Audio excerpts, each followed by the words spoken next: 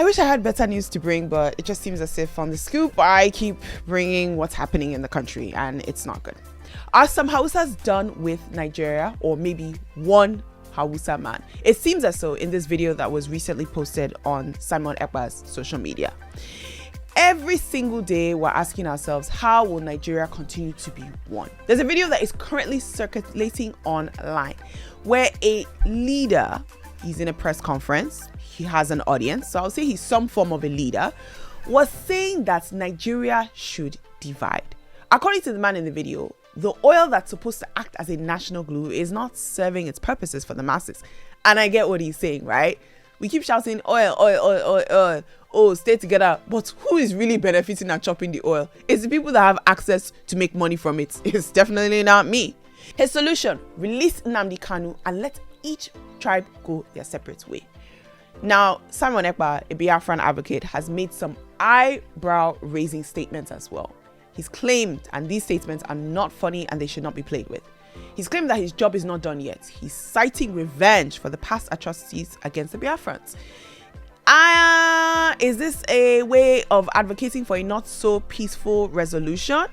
Seems so, because this is a statement that is inciting violence, in my opinion. He said, finally, Hausas are calling for the division of Nigeria. My problem is I have not finished my job.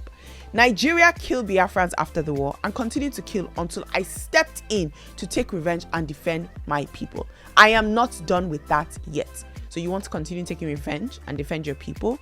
Why? Statements like this should not be made. Why? Because you're inciting violence. Anything that says revenge, defend your people, anything that does not follow due process, that is not done in a court of law, that is inciting violence, and you can actually be held accountable. So I won't be surprised if tomorrow DSS arrests Simon Ekpa, because you can't say that. You just can't. It's a very heavyweight conversation. Some Igbos want Biafra. Some Yorubas are singing the Oduduwa national anthem. And now some Hausas are saying, okay, let's go. Let's not forget though that there are over 371 Nigerian tribes. Like, we always forget, we think that there are 3 tribes, Yoruba, Igbo, Hausa. They're not. So this whole thing where it's like, oh, go our separate ways in 3. You mean go our separate ways in 371 different tribes. That's what you mean.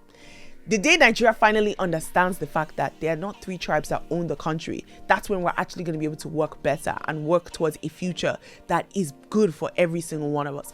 I am tired of the tribalism in this country. I am tired of the fact that we keep having this conversation.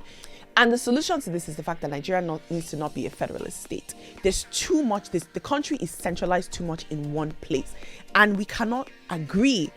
Whereas if we had more autonomy and states had more power, you can duke it out there. Think about this. In a state where, okay, maybe there's 3 or 4 different tribes, you figure it out now. Not the one where there's 371 different tribes and you're coming from such different cultural backgrounds and experiences, and you're trying to unite on one thing. It just won't work. We have such different ideologies, but we don't need to break up as a country. We need to give states more autonomy. That's what we need to do so that we can move forward. Like, we're going around in circles and circles and circles and circles. It's 2024. How long? It's enough. And I know I'm not the only one that feels this way, but someone did make an interesting point on social media, and I don't support it, but I just wanted to share it. They said Nigeria should divide based on current ethnic, religious, economic, and political geographic settings, not on 3.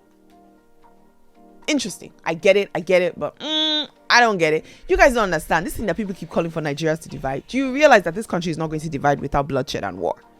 And anyone that calls for the division of Nigeria, you're literally calling for a civil war. Civil wars are not to be played with. Go and ask every other country that has been through a civil war.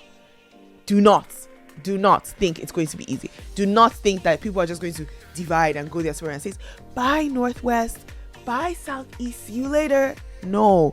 Lives are going to be lost, properties are going to be destroyed, and there's going to be a lot of trauma that you can never wish on your worst enemy. So enough is enough with this conversation. It's a wrap. What we need is better political structures, and we need a revision to our constitution. It was the Grammy weekend and Nigeria did not go home with anything, which is so heartbreaking because honestly, I have to say, I really was rooting for every single Nigerian artist. But I'm not really surprised. Tyler, who's a South African singer, I had that song, Make Me Sweat, Make Me Water. That song was huge. It was calm down. But because, Nigerians, sometimes we don't pay attention to anybody but ourselves. I don't think we realize the magnitude of how popular that song was. But no shaking this week. It is going to be South Africa versus Nigeria coming up on the AFCON on Wednesday. And I have to say, I am praying that Nigeria wins, but I'm also nervous for Nigeria because South Africans know they play. Small bands. Anyways, I didn't say anything. But let me know your comments. Do you think Nigeria has what it takes to beat the South Africans? Bafana. Or is South Africa going to go home? Because with this Grammy, Nigeria versus South Africa, it looks like South Africa won, even though Ashake's song is called Amapiano. But I also have to say, Nigerians really have guts to release a song and name it Amapiano. Yeah, that's the reason why a lot of people don't like us. We're always taking the piss. I'll see you guys tomorrow.